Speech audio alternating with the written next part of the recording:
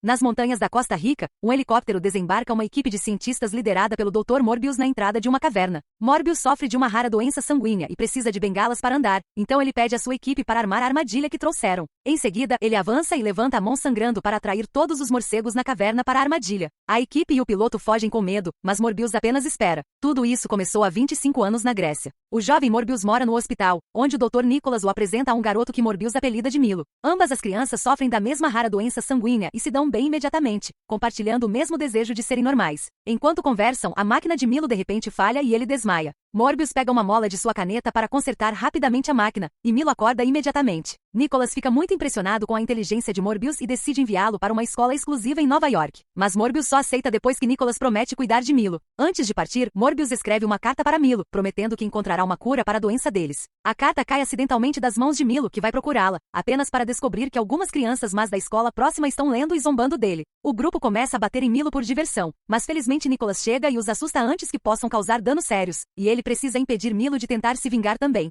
Morbius consegue obter seu doutorado quando completa 19 anos e eventualmente desenvolve um sangue artificial que salva milhões de vidas. O rei da Suécia quer lhe dar o prêmio Nobel, mas ele recusa porque descobriu o sangue artificial por acidente enquanto tentava encontrar uma cura para sua doença. De volta ao presente, Morbius retorna ao seu trabalho no hospital, onde é abordado por sua colega doutora Martini para uma conversa particular. Enquanto faz alguns testes nele, ela pergunta sobre o projeto louco de Morbius de remixar o DNA humano com o DNA de morcego, que está sendo financiado por Milo. Morbius finge não saber do que ela está falando, mas Martini revela o tanque de Morbius cheio de morcegos colombianos, então ele conta a verdade. Esses morcegos são os únicos mamíferos na Terra que se alimentam exclusivamente de sangue. Então Morbius acredita que a saliva especial deles pode ser a solução para curar sua doença. Martini é cética em relação à ideia e preocupa-se com a moral por trás de tal experimento, mas Morbius prossegue e testa seu novo soro em um rato de laboratório. Infelizmente, o pobre rato morre. Nesse momento, uma das pacientes de Morbius começa a ter convulsões. Então eles correm para o quarto dela e não tem escolha senão induzir um coma para salvá-la de um possível derrame. Quando Martini verifica o laboratório novamente, ela fica surpresa ao ver o rato se movendo, o que significa que o soro funciona. Algum tempo depois, Morbius se encontra com Milo para contar sobre sua descoberta e pedir mais dinheiro. Como esse experimento não é legal, ele precisa fazer isso em águas internacionais, e Milo felizmente pagará por tudo se significar encontrar uma cura. Alguns dias depois, Morbius leva Martini consigo na viagem para águas internacionais. Morbius consegue criar um novo soro mais avançado, e Martini o injeta na coluna de Morbius.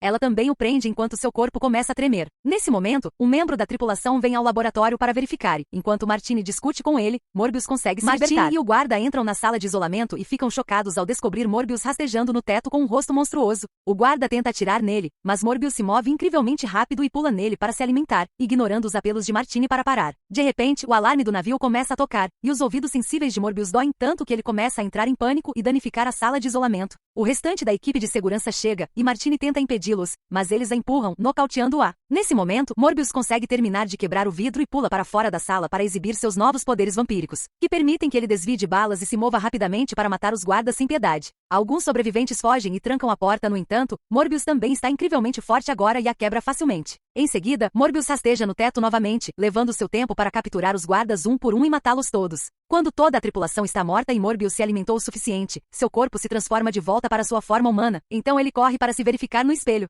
É claro ver que ele finalmente está curado. Depois, Morbius se certifica de que Martini está bem e verifica as câmeras de vigilância. Ele fica tão perturbado ao ver o que fez que vomita, mas depois faz uma chamada de socorro, pega os soros e pula no mar. Na manhã seguinte, 2 agentes do FBI chegam ao navio para investigar a cena do crime, mas infelizmente Morbius apagou todas as gravações de segurança e Martini ainda está inconsciente. O caso logo aparece nas notícias, sendo visto por Nicholas e Milo. Algum tempo depois, Morbius retorna ao hospital e depois de verificar seus pacientes, vai ao seu laboratório para deixar os soros. Seu corpo logo começa a falhar novamente, então ele corre para o refrigerador para beber o sangue artificial que criou. Assim ele pode se alimentar sem ter que matar ninguém. Em seguida, ele começa a testar suas habilidades. Ele é rápido, atlético, pode subir em qualquer coisa e pular por todo lugar. Quando entra no tanque com os morcegos, eles voam ao seu redor respeitosamente, e Morbius sente uma afinidade com eles. Ele também descobre que desenvolveu a ecolocalização, assim como o morcego, então ele testa jogando uma bola pela sala e a pegando com os olhos fechados. Infelizmente, esses poderes só duram enquanto ele se alimenta. O sangue artificial o mantém estável por 6 horas, mas o tempo está diminuindo e ele sabe que precisará de sangue real em breve. Para testar isso mais a fundo, ele se tranca em uma sala isolada.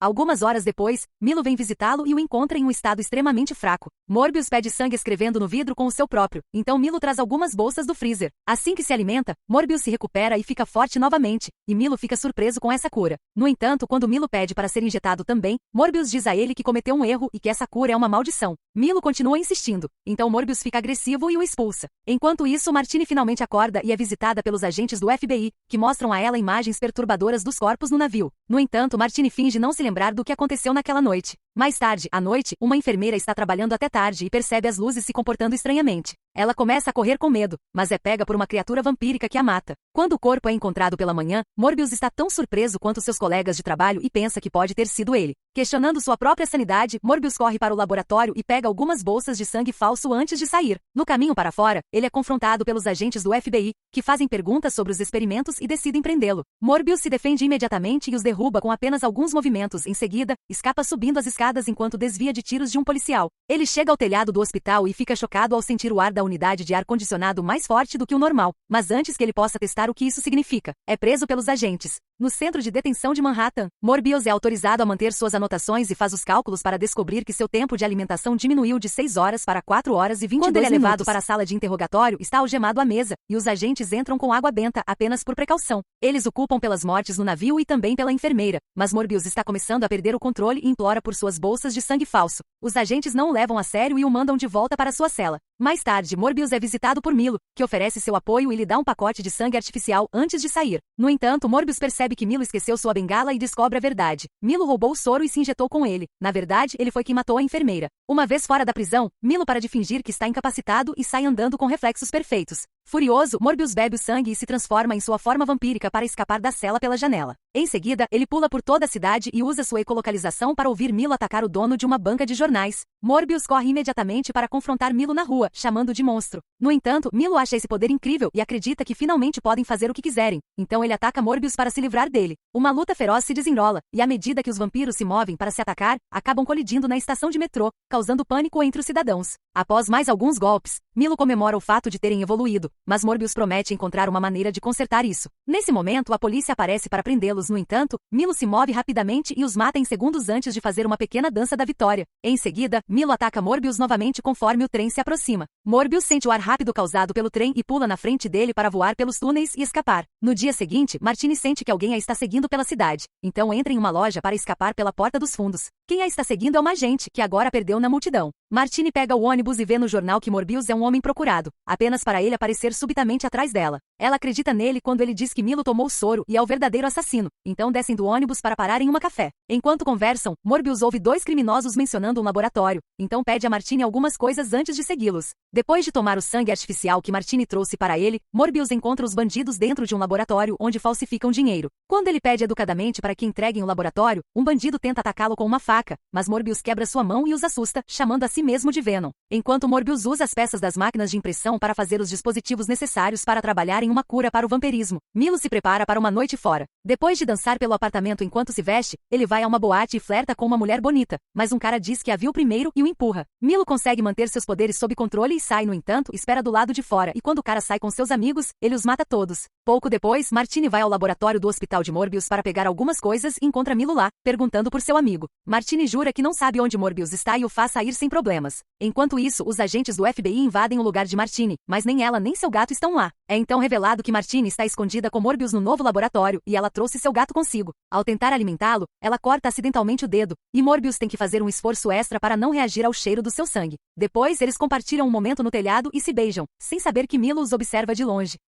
Na manhã seguinte, os agentes do FBI encontram os corpos fora do bar e verificam as câmeras de segurança para descobrir que Milo é o verdadeiro assassino. Nicholas vê a atualização nas notícias e vai ver Milo, pedindo a ele para parar de matar pessoas. Milo está cansado da piedade do médico e, depois de apontar que Morbius sempre foi o favorito, ataca Nicholas, deixando-o gravemente ferido. Enquanto isso, Morbius consegue desenvolver um anticorpo que afetará apenas um corpo vampírico. Ele faz 2 garrafas, uma para Milo e outra para Martini usar nele mesmo quando chegar a hora. Nesse momento, ele recebe uma ligação de Nicholas pedindo ajuda, e ele corre para o apartamento de Milo. Infelizmente, Nicholas só consegue implorar a Morbius para parar Milo antes de morrer. Ao mesmo tempo, Milo sequestra Martini e a faz dizer o nome de Morbius até ouvi-lo com seu poder. Após encontrar a localização deles com sua ecolocalização, Morbius voa pela cidade e encontra Martini em um telhado, sangrando de um ferimento causado por Milo. Ela quer que Morbius se alimente dela para que ela possa morrer sendo útil, mas Morbius a beija, fazendo com que uma gota de seu próprio sangue caia em sua boca. Nesse momento, Martini morre, então Morbius cede à sua fúria e se alimenta dela. Então Milo aparece no telhado também, e Morbius pula sobre ele, ambos caindo do lado de fora. Em sua descida, os vampiros continuam se atacando e atravessam o prédio algumas vezes antes de começarem a cair novamente. Milo atinge Morbius com força extra e faz com que ele aterrisse em uma plataforma, onde o agarra pela perna e o joga contra um letreiro luminoso. Quando Morbius cai mais uma vez, Milo pula sobre ele e o arrasta contra um prédio antes de atingirem a rua, só para passarem pelo pavimento e aterrissarem em um túnel. Enquanto Milo ri como maníaco, Morbius envia uma poderosa onda de ecolocalização pelo túnel com sua voz e depois através da água com sua mão. De repente, um exército de morcegos aparece para ajudar Morbius a se levantar, e quando Milo tenta matá-lo com uma barra de metal, Morbius envia os morcegos atrás dele. Enquanto as pequenas criaturas seguram Milo, Morbius chega e o injeta com um anticorpo, fazendo com que Milo volte a ser humano e peça desculpas antes de morrer. Nesse momento, os agentes do FBI chegam com a polícia, então Morbius se esconde entre os morcegos para voar para fora do túnel em segurança. Enquanto isso, no telhado, Martine acorda e revela que também é uma vampira. Em algum momento depois, um feitiço misterioso deixa o inimigo do Homem-Aranha, Abutre, na prisão local. Como ele veio de outro universo, ninguém sabe quem ele é aqui e a polícia o liberta imediatamente. Em breve, Abutre consegue refazer seu traje de vilão e se aproxima de Morbius para se juntar a ele. Curte e segue meu canal para trazer mais conteúdos como esses.